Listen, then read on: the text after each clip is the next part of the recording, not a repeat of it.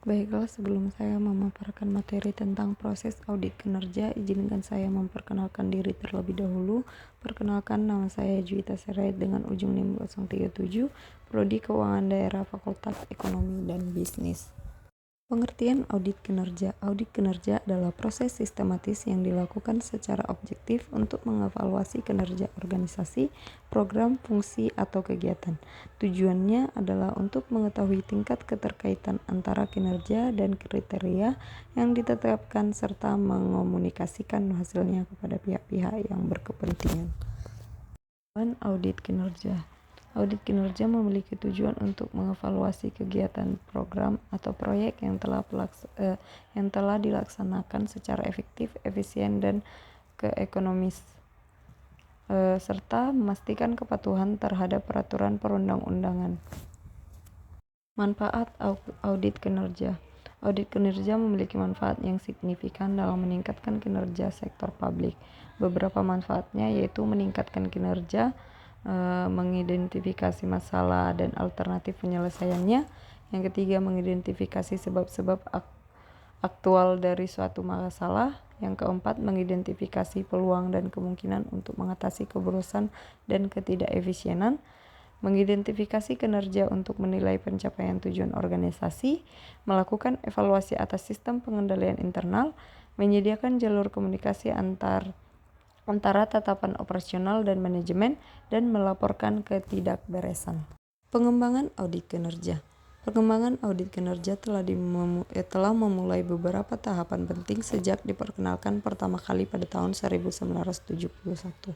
Audit kinerja mulai diperkenalkan di beberapa negara termasuk Herian dan Australia dengan fokus awal pada efisiensi. Pada masa berikutnya, teknologi informasi dan komunikasi digunakan untuk memperluas fungsi audit kinerja di Indonesia.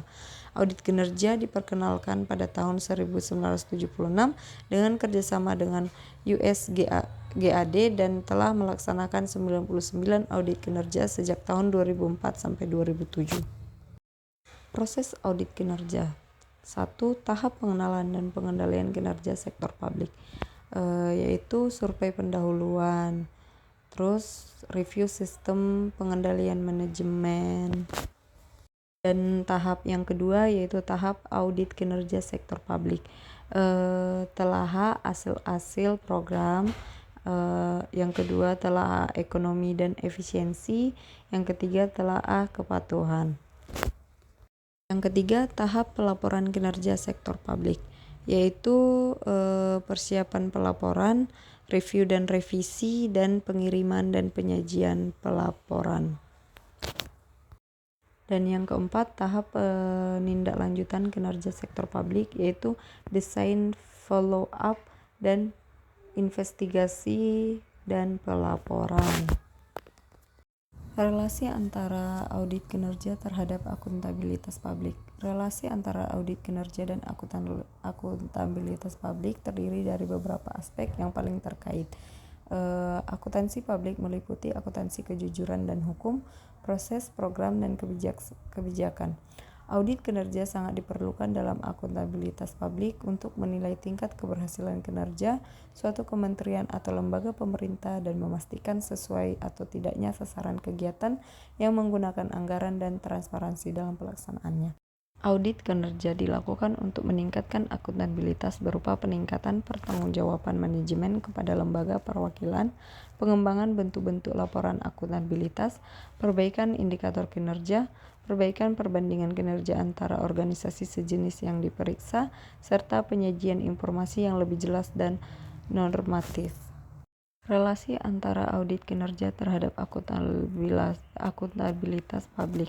Indikator audit yang digunakan oleh auditor dalam mengaudit organisasi sektor publik meliputi penetapan tujuan, penetapan strategi, kelengkapan dan keseimbangan pengendalian, kualifikasi manajemen, job description, perencanaan, evaluasi kinerja pada karyawan, dan sistem pengendalian manajemen untuk produktivitas.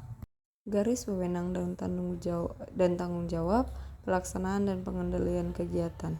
Dengan memahami struktur audit kinerja, tahapan audit kinerja, dan indikator audit kinerja yang digunakan, seorang auditor yang sudah memiliki kualifikasi di bidangnya dapat memberikan hasil audit yang valid dan dapat dipertanggungjawabkan. Begitulah materi yang dapat saya paparkan untuk saat ini. Jika ada tutur kata yang salah atau penjelasan yang salah, mohon dimaafkan. Terima kasih.